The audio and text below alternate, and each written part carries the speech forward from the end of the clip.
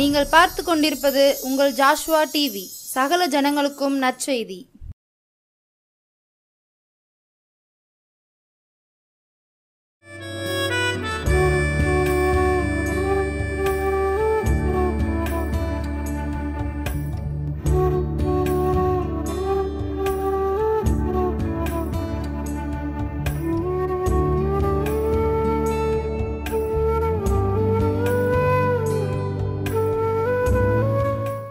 அன்பான Joshua TV வாடிக்கையாளர்களுக்கு இயேசு கிறிஸ்துவின் இன்ப நாமத்திலே வாழ்த்துதலையும் நன்றிகளையும் தெரிவித்துக் கொள்கிறேன்.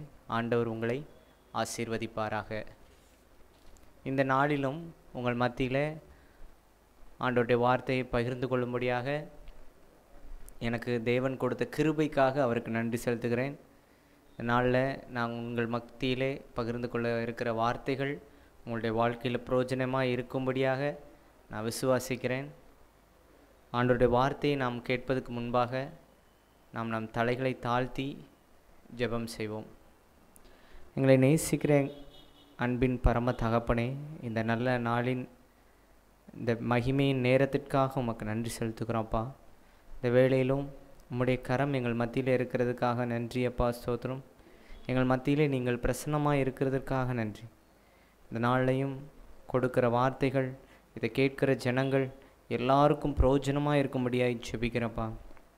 அற்பமும் தூசியுமான என்னை கொண்டு அமேனேசப்பா கர்த்தர் நீர் கொடுக்கிற வார்த்தைகள் எல்லாம் இதை கேட்கிற ஒவ்வொருவருக்கும் ஆறுதலாகவும் அவங்க வாழ்க்கைக்கு ஏற்றதாகவும் இருக்கும்படியாக ஜெபிக்கிறேன்ப்பா. அடியனை மறைத்து கர்த்தர் நீர் வெளிப்படும்படியாய் ஜெபிக்கிறேன். இயேசு கிறிஸ்துவின் இன்ப நாமத்தில் ஜெபம் கேளும் எங்கள் ஜீவனுள்ள நல்ல பிதாவே, ஆமேன்.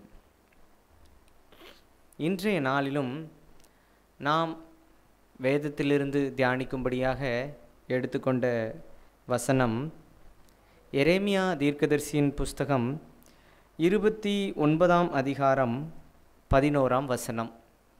எரேமியா 29:11. நீங்கள் எதிர்பார்த்திருக்கும் முடிவை உங்களுக்கு கொடுக்கும்படிக்கு நான் உங்கள் பேரில் நினைத்திருக்கிற நினைவுகளை அறிவேன் என்று கர்த்தர் சொல்லுகிறார்.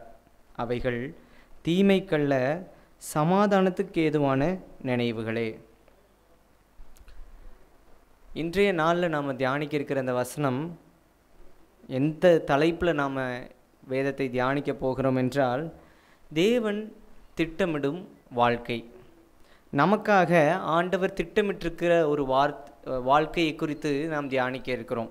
இந்த வசனத்தை நாம் பார்க்கும்போது நாம் நம்முடைய வாழ்க்கையில் எதிர்பார்த்திருக்கிற ஒரு முடிவை ஆண்டவர் நமக்கு கொடுக்கும்படிக்கு நம்முடைய பேரிலே அவர் நினைத்திருக்கிற நினைவுகளை அறிவேன் அப்படின்னு ஆண்டவர் சொல்லுகிறார். கடைசியாக அந்த வசனத்தோட கடைசி பகுதியை பார்க்கும்போது அவைகள் தீமைக்கல்ல, சமாதானத்துக்கு ஏதுவான நினைவுகளே அப்படின்னு ஆண்டவர் சொல்கிறார். அப்போது ஆண்டவர் நம்முடைய எதிர்காலத்தை குறித்து அநேக திட்டங்கள் வைத்திருக்கிறார். ஒருவேளை நாம் உலக பிரகாரமாக நிறைய திட்டங்கள் நம்ம வாழ்க்கைக்காக எடுத்திருக்கலாம். நாளை குறித்தே நம்ம அவ்வளோ கவலைப்படுவோம். இன்றைக்கி இவ்வளவு நடந்திருக்குது, நாளைக்கு நான் என்ன பண்ண போகிறேன், நாளைக்கு இந்தந்த வேலைகள்லாம் முடிக்க வேண்டியிருக்கிறேன்னு சொல்லி நம்ம யோசிப்போம். ஆனால் நாளைய நாளை நமக்கு கொடுக்குறதே ஆண்டவரால் தான் முடியும். நாம் நைட்டு உறங்க போயிட்டு அடுத்த நாள் காலையில் ஜீவனோடு முழிக்கிறோம் அப்படின்னா அது அவர் கொடுத்த பெரிய கிருபை தான். அதை நம்ம அநேக நேரங்களில் நம்ம நினச்சி பார்க்குறதே கிடையாது. அப்போது ஆண்டவர் சொல்லுகிறார், உங்களுக்காக நான் வைத்திருக்கிற எதிர்காலம், உங்களுக்காக நான் வைத்திருக்கிற வாழ்க்கை, அந்த வாழ்க்கை எப்படிப்பட்டதாக இருக்கிறது, நான் உங்களுக்காக எப்படி ஒரு வாழ்க்கையை திட்டமிட்டிருக்கிறேன் அப்படின்னு ஆண்டவர் சொல்லுறாருன்னு நம்ம பார்க்கும்போது, அவர் தீமைக்கேதுவான வாழ்க்கை அல்ல, சமாதானத்துக்கேதுவான வாழ்க்கையே நமக்கு கொடுக்கும்படியாக நம் பேரில் வைத்திருக்கிற நினைவுகள் அப்படிப்பட்டதாக இருக்கிறதுன்னு சொல்லி நாம் பார்க்கணும். நம்ம அநேக வசனங்கள் மூலமாய் நம்ம கேள்விப்பட்டிருக்கிறோம். ஆண்டவர் எரேமியா தீர்க்கதரிசன புஸ்தகம் 1ஆம் அதிகாரம் 5ஆம் வசனத்தை பார்க்கும்போது கூட அருமையாக சொல்லப்பட்டிருக்கிறது. அதில் நான் உன்னை தாயின் வயிற்றில் உருவாகும் முன்னே உன்னை அறிந்தேன், நான் உன்னை தாயின் வயிற்றில் உருவாக்கும் முன்னே உன்னை அறிந்தேன் அப்படின்னு ஆண்டவர் சொல்லுகிறார். உன் தாயின் வயிற்றில் நீ உருவாகிறதுக்கு முன்னே அறிந்திருக்கிறேன் அப்படின்னா, ஒருவேளை இந்த உலகத்திற்கு நாம் வருகிறதுக்கு முன்னே, இந்த உலகத்தில் நாம் உண்டாக்கப்படுவதற்கு முன்னே நம்மை அறிந்திருக்கிறார். நம்ம எப்படி உருவாக்க போகிறோம், நாம் இந்த உலகத்தில் நம்மை குறித்து ஆண்டவர் வைத்திருக்கிற திட்டம் என்ன, அவர் எப்படி நம்மை நடத்தி செல்ல போகிறார் அப்படிங்கிறத அவர் முன்னமே எல்லாவற்றையும் குறித்திருக்கிறார். ஆனால் நாம் என்ன பண்ணுகிறோம், நமக்கு ஏற்றபடி நம்முடைய விருப்பப்படி நிறைய காரியங்களை நம்ம செஞ்சுட்டு, ஆண்டவரே எனக்கு ஏன் இது நடக்கலை, நான் இதை நீங்கள் எனக்கு தருவீங்கன்னு நினச்சேன், எனக்கு ஏன் நீங்கள் தரலை, நான் அந்த காரியத்துக்காக எத்தனை நாள் ஜெபம் பண்ணியிருப்பேன், ஆனால் எனக்கு இந்த காரியம் ஏன் நடக்கலைன்னு சொல்லி நாம் நிறைய நேரங்களில் வேதனைப்பட்டு கவலைப்பட்டு இருக்கிற நாட்கள் உண்டு. ஆனால் இந்த வசனத்தில் சொல்லப்பட்டபடி நீங்கள் எதிர்பார்த்திருக்கும் முடிவை உங்களுக்கு கொடுக்கும்படிக்கு நான் உங்கள் பேரில் நினைத்திருக்கிற நினைவுகளை அறிவேன் அப்படின்னு ஆண்டவர் சொல்லியிருக்கிறார்னா, அப்போ நான் எதிர்பார்த்துருக்கிற முடிவுனா நான் ஆசைப்பட்டது தானே, நான் விரும்பினது தானே நம்ம யோசிக்கலாம். இல்லை, ஆண்டவர் உங்களுக்காக வைத்திருக்கிற திட்டம். அநேகம் பேருக்கு அவர் நம்ம வாழ்க்கையை குறித்து என்ன திட்டம் வச்சிருக்கிறாருன்னே தெரியாமல் போகுது. ஏன்னா நம்ம கேட்குறதே இல்லை. நம்ம போன உடனே ஆண்டவர்கிட்ட எனக்கு அது வேணும், எனக்கு இது கொடுங்க, எனக்கு இந்த தேவைகள் இருக்கிறது, எனக்கு வாழ்க்கையில் இது வேணும் அது வேணும்னு சொல்லி நம்ம தேவைகளை தான் சொல்கிறோம். ஆனால் நமக்காக அவர் என்ன திட்டம் வச்சுருக்கிறாருன்னு நம்ம கேட்குறதே கிடையாது. தாயின் வயிற்றில் உருவாகிறதுக்கு முன்னே நம்மை தெரிந்திருக்கிறார் அப்படின்னா, நம்ம வாழ்க்கை கடைசி நாள் மட்டும் நம்மை கொண்டு என்ன திட்டம் இந்த பூமியில் வைத்திருக்கிறாருங்கிறத அவர் முன்னமே குறித்திருப்பார். ஆமாம். ஆனால் நம்ம என்றைக்குமே, ஆண்டவரே என் வாழ்க்கையில் நீங்கள் என்ன திட்டம் வச்சுருக்கிறீங்க, எனக்காக வைத்திருக்கிற வாழ்க்கை என்ன, உம்முடைய சித்தம் என் வாழ்க்கையில் வெளிப்பட்டால் என் வாழ்க்கை எப்படிப்பட்டதாக இருக்குங்கிறதெல்லாம் நம்ம மறந்துட்டு, உலக பிரகாரமாக எனக்கு இதை தாங்க ஆண்டவரே, அவங்க இப்படி இருக்கிறாங்க, இவங்க இப்படி இருக்கிறாங்க, எனக்கு ஏன் வேதனை, எனக்கு ஏன் கஷ்டம். ஏன் நமக்கு வேதனையும் கஷ்டம் வருகிறதுனா, நாம் ஆண்டவருடைய திட்டத்தின்படி நடக்காததுனால தான். நம்ம எத்தனை பேர் நாம் ஜெபிக்கும்போது போயிட்டு, ஆண்டவரே என் வாழ்க்கையில் உங்கள் சித்தம் நிறைவேறணும், எனக்காக குறித்திருக்கிற அந்த வாழ்க்கையை நீங்கள் எனக்கு தரணும், அது எப்படிப்பட்டதாக இருந்தாலும் அதை ஏற்றுக்கொள்ள நான் தயாராக இருக்கிறேன்னு சொல்கிறவங்க எத்தனை பேர் இருக்கிறோம்? நம்ம அநேகம் பேர் நம்மளுடைய தேவைகள், நமக்காக நாம் வைத்திருக்கிற ஆசைகள், நமக்காக நம்மளே ஒரு பிளான் போட்டு வச்சுருப்போம். நான் இப்படி போகணும், இந்த வேலைக்கு போகணும், எனக்கு இப்படிப்பட்ட ஒரு வாழ்க்கை அமையணும், என் எதிர்காலம் இப்படி இருக்கணும்னு சொல்லி நம்ம போடுற திட்டங்களெல்லாம் உலக பிரகாரமாக நாமளே நமக்காக வகுத்து கொள்ளுகிற திட்டங்கள். அதில் எங்கேயாவது ஆண்டவருடைய சித்தம் இருக்கிறதா, ஆண்டவருடைய திட்டம் இருக்கிறதா? இல்லை. அப்போ அதில் பிரச்சனை வரும்போது நம்ம அப்போ ஆண்டவர்கிட்ட போகிறோம், ஆண்டவரே ஏன் எனக்கு தரல, வசனத்தில் நீங்கள் இப்படி சொல்லியிருக்கிறீங்க, நீங்கள் எதிர்பார்த்துருக்கிற முடிவை உனக்கு தருவேன்னு சொல்லியிருக்கிறீங்க, எனக்கு ஏன், நான் இதை தானே எதிர்பார்த்தேன், ஏன் தரல. எதிர்பார்த்துருக்கிற முடிவை அப்படின்னா, ஆண்டவரிடத்தில் என் வாழ்க்கைக்காக நீங்கள் வச்சுருக்கிற சித்தம் என்ன, எனக்காக நீங்கள் வைத்திருக்கிற திட்டம் என்னன்னு சொல்லி நம்ம அவர்கிட்ட கேட்கும்போது, மகனே உனக்காக நான் வச்சுருக்கிற திட்டம் இதுதான். இல்லை, நம்ம ஆண்டவரோடு நெருங்கிய உறவில் இருக்கும்போது அவர் நமக்கான திட்டத்தை வெளிப்படுத்துவார். இப்போ யோசேப்புடைய வாழ்க்கையை பார்க்கும்போது, யோசேப்பு ஆண்டவருக்கு ரொம்ப பிரியமாக இருந்தான். வேதத்தில் நம்ம பார்க்கும்போது, ஆதி ஆகமத்தில் யோசேப்புடைய வாழ்க்கையை பார்க்கும்போது 2 இடங்களில் ஆண்டவர் சொல்லியிருப்பார், வசனம் சொல்லியிருக்கிறது, கர்த்தர் அவனோடு இருந்தார், கர்த்தர் யோசேப்போடு இருந்தார்னு சொல்லி வசனம் சொல்லுகிறது. யோசேப்போடு கர்த்தர் இருந்தார்னா எந்த அளவுக்கு யோசேப்பு அவர் மேலே நம்பிக்கை வைத்து ஆண்டவரோடு எவ்வளவு நேரம் அவர் செலவிட்டிருப்பார். அப்படி செலவிட்டால் மட்டும்தான் அவர் கூடவே ஆண்டவர் வர முடியும். நம்ம மற்ற காரியங்களுக்கு அதிக நேரங்களை ஒதுக்கிட்டு நமக்கு பிரச்சனைகள் வேதனைகள் வரும்போது மட்டும் ஆண்டவரை தேடணும்னா ஆண்டவர் எப்படி நம்மோடு இருப்பார்? நமக்கு பிரச்சனை வரும்போது மட்டும்தானே ஆண்டவரை தேடுகிறோம். நம்ம சந்தோஷமாக இருக்கிற காலங்களிலோ இல்லை நமக்கு வாழ்க்கையில் ஒரு காரியம் நடந்தப்போ எத்தனை பேர் ஆண்டவருக்கு நன்றி சொல்லுகிறோம்? ஆனால் யோசேப்பை குறித்து பார்க்கும்போது, யோசேப்பு கனவுல ஆண்டவர் யோசேப்புக்கு ஒரு திட்டத்தை சொல்கிறார். அவனுக்கு உன்னுடைய எதிர்காலத்தை நான் இப்படி தான்ப்பா மாற்ற போகிறேன், உன்னை எகிப்தில் நான் ஒரு அதிபதியாய் மாற்ற போகிறேன்னு ஆண்டவர் சொல்லிட்டார். ஆனால் அதுக்கப்புறம் நடந்த சூழ்நிலைகளை பாருங்கள்.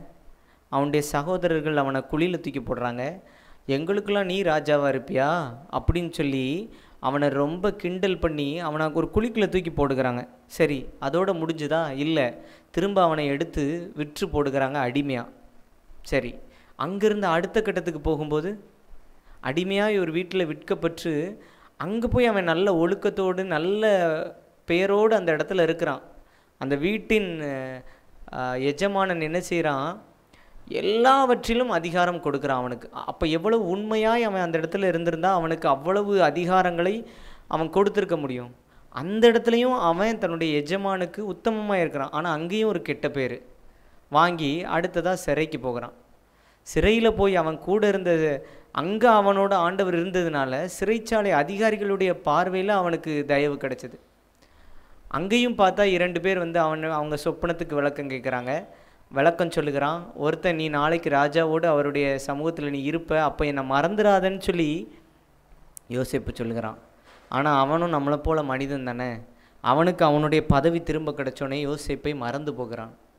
அதுக்கப்புறம் எத்தனையோ வருடங்கள் கழித்து ராஜாவுக்கு ஒரு சொப்பனம் வந்து அந்த காரியத்தின் மூலம் யோசேப்பு ராஜாவுடைய சமூகத்தில் போய் அங்கேருந்து அவன் அதிபதியாக மாறுறத பார்க்குறோம். அப்போது யோசேப்பை குறித்து ஆண்டவர் வைத்திருந்த திட்டம் என்ன?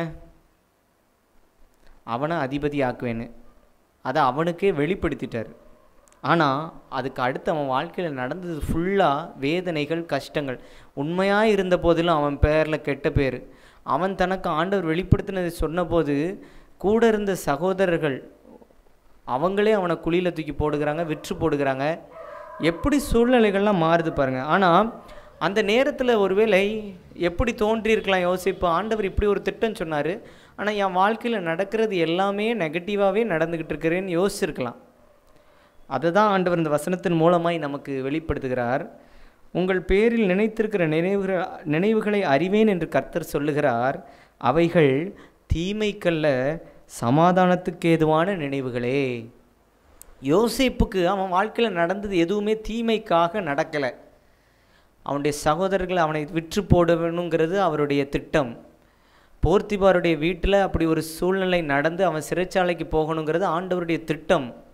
மீண்டும் அங்கே சிறைச்சாலையில் ஒரு மனிதனை நம்பி அவன் நமக்காக ராஜாவின் இடத்துல போய் பேசுவான்னு யோசேப்பு நினைத்திருந்தாலும் அங்கேயும் அவனுக்கு நடக்கலை. அதுவும் ஆண்டவருடைய திட்டம். கடைசியாக அந்த ராஜாவுக்கே ஒரு சொப்பனத்தை கொண்டு வந்து யோசேப்பை அவர் அதிபதியை ஆக்குனது அவருடைய திட்டம். எல்லாமே அவருடைய திட்டம்தான். அதனால தான் அவர் சொல்லுகிறாரு, அவைகள் தீமைக்கல்ல, சமாதானத்துக்கு ஏதுவானவைகளே, சமாதானத்துக்கு ஏதுவான நினைவுகளேன்னு சொல்லி ஆண்டவர் சொல்லுகிறார். அப்போது நம்முடைய வாழ்விலும் ஆண்டவர் அவர் நம் பேரில் வைத்திருக்கிற நினைவுகளை நிறைவேற்ற வேண்டும் என்றால் நாம் என்ன செய்ய வேண்டும்? அவருடைய சித்தத்தின்படி நாம் நடக்கணும். இப்போது இந்த காரியத்தில், யோசேப்புடைய காரியத்தில் இருந்து நாம் கற்றுக்கொள்கிறது என்னென்னா, தேவன் நமக்காக ஏற்படுத்துகிற வாழ்க்கை, தேவன் நமக்காக திட்டமிட்டிருக்கிற ஒரு வாழ்க்கை எப்படிப்பட்டதாக இருந்தாலும் அது சமாதானமாய் நம்மளை கொண்டு போய் நம்மளை சமாதானமாக இளைப்பாற பண்ணுகிற ஒரு வாழ்க்கையாக தான் இருக்கும். ஏன்னா இப்போ யோசேப்புடைய திட்டத்தில் எத்தனை மனிதர்கள் அவன் வாழ்க்கையில் குறுக்க வந்தாங்கன்னு பாருங்கள். எத்தனை மனிதர்கள் அவனுக்கு வந்து எடையாக வந்திருக்கும் போதும் அவர் கொண்டு வச்சிருந்த, அவனுக்காக வைத்திருந்த திட்டம் நிறைவேறினது. அப்போது யோசேப்பு அந்த நாட்கள்லாம் எப்படி கடந்து போயிருப்பான்? ஒருவேளை சிறைச்சாலையில் இருக்கும்போதோ, இல்லை அவன் பேரில் ஒரு குற்றம் செய்யாத ஒன்றுக்கு அவன் மேலே குற்றம் வரும்போதோ அவன் என்ன பண்ணுனான்? ஆண்டவரை மட்டும் நம்பியிருந்தான். மனுஷங்க எப்படியும் இருக்கட்டும், ஆண்டவர் எனக்குன்னு ஒரு திட்டம் கொடுத்துட்டார், எப்படியும் அவர் நிறைவேற்றுவார் அப்படின்னு அவனுக்கு இருந்த நம்பிக்கை, கடைசி வரைக்கும் அவன் வைத்திருந்த நம்பிக்கை ஆண்டவர் மேலே மட்டும்தான். அப்போது இதன் மூலம் நாம் கற்றுக்கொள்ள வேண்டிய ஒரு விஷயம் என்னென்னா, கர்த்தர் நமக்காக திட்டமிடுவதை எந்த மனிதனாலும் தடுக்க முடியாது. ஆண்டவர் நம்முடைய வாழ்க்கையில் ஒரு காரியத்தை திட்டமிட்டு, உன்னை இப்படி உயர்த்துவேன்ப்பா, உன் வாழ்க்கையில் நான் உனக்கு இப்படி ஒரு ஆசீர்வாதத்தை கொடுப்பேன்னு சொல்லி, ஒருவேளை சூழ்நிலைகள் எல்லாம் அது நடக்கிறதுக்கு ஏதுவானதாக இல்லைனாலும், அப்படியே அதற்கு ஆப்போசிட்டாக எல்லாமே நடந்தாலும், ஆண்டவர் சொல்லுகிற ஒரு வார்த்தை என்ன தெரியுமா? நீ நம்பிக்கையோடு இரு. எந்த மனிதனாலும் நான் உனக்காக வைத்திருக்கிற திட்டத்தையோ ஆசீர்வாதத்தையோ பறித்து கொள்ள முடியாது. அதற்கு ஆண்டவர் நம்மிடத்தில் எதிர்பார்க்கிற ஒரே ஒரு காரியம் நம்பிக்கை மட்டும்தான். நீ என்கிட்ட உனக்காக ஒரு திட்டம் நான் வச்சுருக்கிறேன், நீ அதை எதிர்பார்த்து காத்திருக்கிற, நான் உனக்கு கொடுக்கக்கூடிய காரியங்கள் தீமைக்கானதல்ல, சமாதானத்துக்கானது தான் அப்படிங்கிற விசுவாசம் நம்முடைய வாழ்க்கையில் இருந்தால் கண்டிப்பாக ஆண்டவர் நமக்காக வச்சிருக்கிற திட்டத்தை நாம் சுதந்திரித்து கொள்ள முடியும். நமக்காக ஆண்டவர் வச்சிருக்கிற எதிர்காலம் இதுதான் நம்ம தெரிந்து கொண்டோம்னா அந்த காரியமே நமக்கு ஒரு நம்பிக்கையை உண்டாக்குறதா இருக்கும். இப்போது ரோமர் எழுதின ரோமருடைய புஸ்தகத்தில் நம்ம பார்க்கும்போது ரோமர் 8:28 அதிகாரத்தில் சொல்லப்பட்டிருக்கிறது. ரோமர் 8 அதிகாரம் 28 வசனத்தை நம்ம பார்க்கும்போது, அன்றியும் அவருடைய தீர்மானத்தின்படி அழைக்கப்பட்டவர்களாய் தேவனிடத்தில் அன்பு கூறுகிறவர்களுக்கு சகலமும் நன்மைக்கு ஏதுவாக நடக்கிறதென்று அறிந்திருக்கிறோம். ஆண்டவர் மேலே நீங்கள் அன்பு வைத்து அவரிடத்தில் நம்பிக்கை வச்சிருக்கிற ஒவ்வொருவருக்கும் அவர் கொடுக்குற ஆசீர்வாதத்தை பாருங்கள். சகலமும் நன்மைக்கு ஏதுவாக நடக்கிறதென்று அறிந்திருக்கிறோம். நமக்கு தெரியும்னு இங்கே கொடுக்கப்பட்டிருக்குது. அவரை நம்பி இருக்கிற, அவரை நேசிக்கிற பிள்ளைகளுக்கு அவர் வைத்திருக்கிற எல்லாமே நன்மைக்கு ஏதுவானதாக மாத்திரமே என்பதை நாம் அறிந்திருக்கிறோம். அதுதான் அவர் மேலே நாம் வச்சிருக்கிற விசுவாசம். சங்கீதம் 31:15 சொல்லும்போது வசனம் சொல்லுகிறது இவ்விதமாக, என் காலங்கள் உமது கரத்தில் இருக்கிறது. அப்போது நம்முடைய வாழ்க்கை யாருடைய கையில் இருக்குது? ஆண்டவருடைய கையில் இருக்குது. எப்போ ஆண்டவருடைய கையில் இருக்கும் தெரியுமா? அவருடைய சித்தத்துக்கு ஒப்பு கொடுத்து அவருடைய திட்டத்தின்படி நாம் நடக்கிறதுக்கு ஒப்பு கொடுக்கும்போது நம்முடைய வாழ்க்கை அவருடைய கரத்தில் நம்ம ஒப்பு கொடுத்தது போல் ஆகிரும். நம்முடைய திட்டத்தை எனக்கு இப்படி வேணும் அப்படி நடக்கணும்னு சொன்னால் ஆண்டவர் அதில் எதுவுமே செய்ய முடியாது. ஆண்டவர் அதில் தலையிடவே முடியாது. ஆனால் ஆண்டவர் ஒரு திட்டம் நமக்காக வைத்திருக்கும்போது அதற்கு நாம் நம்முடைய முழு இருதயத்தோடு ஆண்டவருடைய சமூகத்தில் நம்ம ஒப்பு கொடுக்கும்போது எந்த மனிதன் வந்து அதை தடுக்கணும், இந்த ஆசீர்வாதம் என் வாழ்க்கையில் நிறைவேறக்கூடாதுன்னு நினச்சாலும் அதை அவனால் தடுத்து நிறுத்த முடியாது என்பதை ஆண்டவர் நமக்கு திட்டவட்டமாய் இந்த வசனங்கள் மூலமாக நமக்கு வெளிப்படுத்துகிறார். நாம் நமக்காக போட்டிருக்கிற திட்டத்தை நம்மளே கெடுத்து கொள்ள முடியும். மனிதர்கள் ஈஸியாக நமக்காக நாம் வைத்திருக்கிற திட்டத்தை பறித்து கொள்ள முடியும். நமக்காக நம்முடைய எதிர்காலத்தை குறித்து நாம் யோசிச்சிருக்கிற காரியங்கள் நடக்காமல் போகலாம். அதற்கு நாம் தடையாக இருக்கலாம், இல்லை மற்ற மனிதர்கள் தடையாக இருக்கலாம். ஆனால் ஆண்டவர் நமக்குன்னு ஒரு திட்டம் வச்சுட்டாருன்னு வைங்க, அதுக்கு எந்த மனிதனும் தடையாய் வரவே முடியாது. அப்போ நாம் என்ன செய்ய வேண்டும்? நம்முடைய வாழ்க்கையை ஆண்டவருடைய சமூகத்தில் ஒப்பு கொடுக்க வேண்டும். நாம் ஆண்டவருடைய கரத்தில் நம்ம வாழ்க்கையை ஒப்பு கொடுக்கும்போது என்ன நடக்கும் அப்படின்னா, நம்முடைய வாழ்க்கையில் எல்லா காரியங்களையும் கர்த்தர் சமாதானத்துக்கு ஏதுவானவைகளாய் மாற்றுவார். நீதிமொழிகளில் பார்க்கும்போது 3 அதிகாரம் 5, 6 வசனத்தில் சொல்லப்பட்டிருக்கு. நம்ம எதிர்பார்க்குற முடிவு நம்ம வாழ்க்கையில் நடக்கணும் அப்படின்னா, நம்ம வாழ்க்கையில் ஆண்டவருடைய திட்டம் நிறைவேறணுங்கிறதுக்கு சாலமோனின் நீதிமொழிகளில் கொடுக்கப்பட்டிருக்கிறது. 3 அதிகாரம் 5, 6 வசனத்தில், உன் சுயபுத்தியின் மேல் சாயாமல் உன் முழு இருதயத்தோடும் கர்த்தரில் நம்பிக்கையாயிருந்து உன் வழிகளிலெல்லாம் அவரை நினைத்துக்கொள், அப்பொழுது அவர் உன் பாதைகளை செவ்வாய்ப்படுத்துவார். ஒருவேளை எனக்கு ஏன் இந்த கஷ்டம், எனக்கு ஏன் இந்த வேதனை, என் வாழ்க்கையில் மட்டும் ஏன் நன்மையே கிடைக்க மாட்டேங்குது, என் வாழ்க்கையில் ஏன் எப்போவும் பிரச்சனைகளும் பாடுகளுமாக இருக்குதுன்னு நம்ம யோசிக்கலாம். இதில் அழகாய் கொடுக்கப்பட்டிருக்கிறது, உன் வழிகளிலெல்லாம் அவரை நினைத்துக்கொள். ஏசப்பா, இப்படி ஒரு காரியத்தை நான் செய்ய போகிறேன், ஆனால் இது உங்களுக்கு சித்தமாக இருந்தால், உங்களுடைய திட்டமாக இருந்தால் நடக்கட்டும் அப்படின்னு சொல்லி செய்யும்போது அது ஆண்டவருக்கு பிரியமில்லாததாக இருந்தால் அவரே நம்மளை அந்த காரியத்தை செய்ய விடாமல் தடுத்துருவார். நம்ம வழிகளிலெல்லாம் அவரை நினச்சி கொள்ளும்போது அவர் நம்முடைய பாதைகளை செவ்வைப்படுத்துகிறவராக இருக்கிறார். நம்ம வாழ்க்கையில் வேதனை கஷ்டம் ஏன்னு கேட்குறோம்ல, நம்ம வழிகளெலாம் அவரை நமக்கு முன்னாடி வச்சுருக்கும்போது, அவரை நினைத்து கொள்ளும்போது நம்மளுடைய பாதைகள் செவ்வையாய் மாறும். உங்கள் வாழ்க்கையில் இருக்கிற கஷ்டங்கள் மாறும், கவலைகள் மாறும், வேதனைகள் மாறும். எப்போ? உங்கள் வழிகளில் எல்லாவற்றிலையும் அவரை நினைத்து கொள்ளும்போது. இது எப்படிப்பட்டது? நாம் செய்கிற இந்த காரியம் ஆண்டவருக்கு பிரியமானதா? இது ஆண்டவர் ஏற்றுக்கொள்வாரா? இது அவருடைய திட்டமா அப்படின்னு நம்ம தெரிந்து கொண்டு ஒவ்வொரு காரியங்களையும் ஜெபித்து ஆண்டவரிடத்தில் கேட்டு அதுக்கப்புறம் நம்ம நடக்கும்போது நம்முடைய பாதைகள் கஷ்டங்கள் இருக்காது, வேதனைகள் இருக்காது, கவலைகள் இருக்காது. அதே போல் 5 வசனத்தில் பார்க்கும்போது, உன் சுய புத்தியின் மேல் சாயாமல் உன் முழு இருதயத்தோடும் கர்த்தரில் நம்பிக்கையாய் இருந்து.